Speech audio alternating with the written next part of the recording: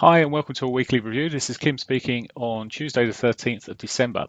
So we've got a lot going on midweek. Well, I say a lot going on, as you probably gathered from the title. The big thing that's going on midweek is the release of the Fed funds rate, or the increase in Fed funds rate most likely.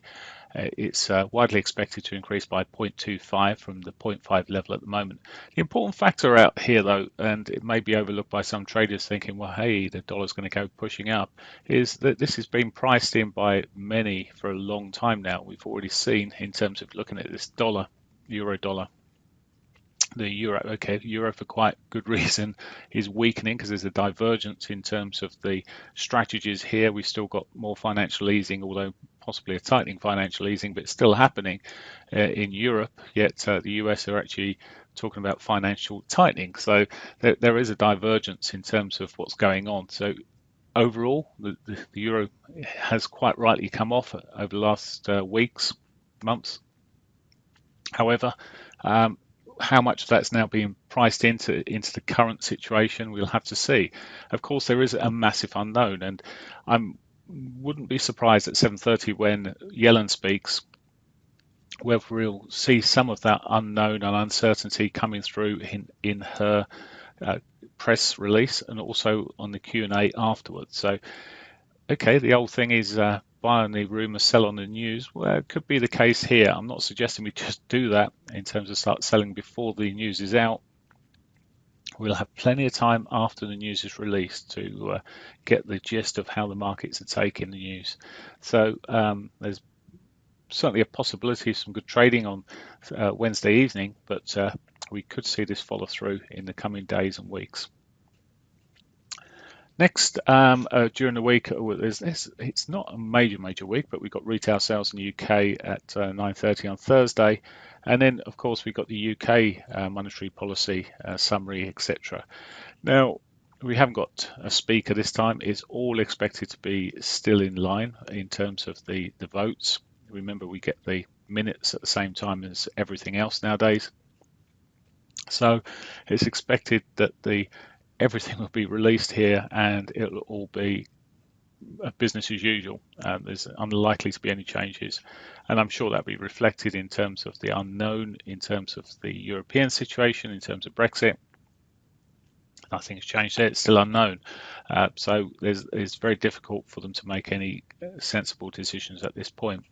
So that may be a non-entity, we'll see. We'll probably get some volatility around it, but I'm not expecting fireworks unless something major happens, in which case there will be fireworks. Then onwards, that is basically it for the week. I'm just looking, we've got some data coming out, the US inflation coming out. We'll have probably gathered that it's expected to be slowing slightly, which may have a knock-on effect and be mentioned in Wednesday's meeting anyway. They'll probably be privy to the most up-to-date data going. So before it hits the markets on Thursday, beg your pardon. Okay, so that's it in terms of fundamentals. We've already had the inflation data out for the UK this morning, which is marginally higher than expectation, and well, we'll see what the reaction to that is in a moment. But let's start running through the markets, the technicals themselves. As I mentioned, the technical divergence, or the fundamental divergence between the US and UK is pretty widely shown here. We've now seemed to be bottoming out. There has been shown to be some demand around this area, which we can see come looking at the dailies. It pierced through on the Italian data last Monday. It's since rallied when Draghi started speaking on Thursday and then sold off as expected, almost, and now it's sort of trying to track back up. It's just short of the daily pivot. Maybe we'll see this hit that and continue up, but if it does come back into this zone, there's got to be a question of how much demand there is down here. But I think the biggest shaker and the biggest move will be Wednesday evening. So that will probably direct us and give us the direction for a period from there. Okay, looking at cable. So cable on the dailies here, weeklies, it broke out of its wedge that I'd been speaking about a couple of weeks ago. Last week it pulled back within that range, but at the moment it's within a day and a half, it's pushing up pretty well. It's already engulfed the body of the previous candle. Come to the dailies here, you see we pretty much. I can still see potentially some further upside here if we copy this and pop it over here somewhere. Let's just, in fact, let's do an easier way of doing that. Let's duplicate. There you go. And then just take that wedge and look at projected sort of areas is certainly up to that R2. Now, what we can see from current situation, it's a sort of a flag pattern here, small, short, stubby old flag as it may be, but in the bigger picture, it's probably slightly cleaner. So there is the potential to push up to these sort of one-to-one sort of levels from this wedge. And at the moment, there's not a lot getting in the way of that. As I say, with the inflation coming out this morning, which is marginally high, has probably helped it a little bit. But I mean, it could go a bit stale come Thursday with the decision to be made there. Okay, let's get rid of that. There we go. So expectation broadly upside. We could still see a bit of roll today as we run through today, but I have a downside target if it was to roll down to the daily pivot. But at the moment, it is looking reasonably good and could, as I say, push up for the monthly R2. Dollar yen. Let's come to the weekly first. Now the dynamics here are changing a little bit now. There's a couple of things I mentioned 2 or 3 weeks ago. This was shown extreme overbought. So I say extreme overbought, but very overbought signals coming through here on the dollar yen. But there are some fundamental changes that are going on in play here in terms of the yields that are available in the US. Treasury yields have been increasing, and as such, we're seeing money coming across, possibly towards a carry trade, where you're seeing the yen, which is negative, flat interest rates, suddenly being able to be generating interest rates in an economy where the interest rates may be increasing. So that's been reflected to some degree, and we're seeing that move pushing up now. So the fundamentals can outdo the technicals at this point. I'm still expecting some sort of a retracement, and well, it may be generated from whatever happens on Wednesday evening, but I was looking for at least a short-term retracement back maybe to the monthly pivot was my targets.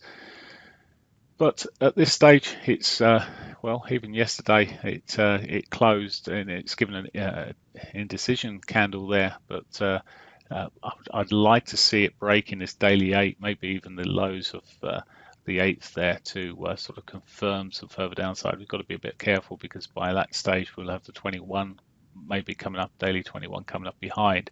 But for me to be short, it certainly needs to be below that 8. And there I am looking at a short against something that's pushing up high, so it just needs to have some confirmation. I'm just looking, it's a bit overstretched, it's diverged into last week, but it's still pushing up at that. And so long as it's still pushing up, I'm out, I'm not in it. I'm waiting for more of a confirmation, maybe on the shorter time frames, but most likely I'm looking from this daily time frame for a close maybe below that 8 moving average would give me more confidence. Aussie dollar. Okay, now the Aussie dollar, to me, it's in the weekly bear flag, if anything, here. When you look at the shape of what we're seeing here, now we've got the jobs report coming out, as I mentioned earlier, but this is just back to its weekly 21. If it starts breaking down the lower trend line here, that could head south again. Now we've got the sort of flagpole there, so inverted flag, should I say, pole. It could easily run similar sort of levels back down, maybe to the prior low. Sorry, badly drawn, but towards that 7.180 area, maybe 7.2 area. If it starts breaking that level, if it can push and get back up above that 21, that weekly 21, well, we then could be sort of starting to challenge this area where there was plenty of supply previously. Every time it got up there, it just got killed. So it could still challenge that area though. I'm not massively bullish on the Aussie dollar. I don't trade it very often, but to me, it's too prone to chop at the moment, and it's between a rock and a hard place in real terms, in terms of the fundamentals and the technicals that we're seeing here. So there's the trend line I drew. Actually, I need to readjust that. There's the readjusted trend line. It just nipped it yesterday, but not of any significance. But it sits there, and there is the potential for that to, if it breaks, well, then I could be looking short side. Canadian dollar benefited from the price of oil. Let's go to a weekly chart here, and we're sort of approaching possibly a change of direction here from this regression channel that I left on here over the last week. So you can see it's been rolling quite well within that regression channel. Let's move that trend line. It's a bit unnecessary. There's a trend line that's sitting across the regression channel would be just as good. So if it starts breaking down below there, well, proper change of trend and maybe further downside. The only thing is, of course, you've got all these different levels of support from the previous sort of upward this move to the upside. You've got all those levels of support that is riding through there, multiple touches here at 28.24, for example, which may provide support for it. The other thing is, well, again, that may be shaded by whatever happens on Wednesday, or I say shaded, but we may have a bit more reaction and understanding of how the markets may develop a little bit more from Wednesday onwards. But looking at oil's pushing back up this morning. It's sitting there at 53, as high as this week it's as high as 55 at the open of the week there. And well, it is pushing back up this morning, but not quite as back up to where it has been, but it's most likely with the agreements there to be pushing up maybe a bit further before it firms up and possibly consolidates. So what's that mean? Well, there's two things. Obviously, there's the US dollar aspect to the Canadian dollar. That we'll see on Wednesday, the reaction to that, and any further strengthening of the oil price will help the Canadian dollar. So we really sort of could be just sitting in a bit of inside days or so leading into that, particularly tomorrow, maybe a quieter day on these markets. We'll have to see, but we're already down to the weekly S2 on the Canadian dollar, monthly S2, and there is the potential for a bounce back here. So any sort of moves, and if it starts running back up, there's at least a reasonable target sitting part way. Okay, that's pretty much it for me at the moment. As I say, all news and everything in there. Have a great week. I'll be back next week. Bye for now.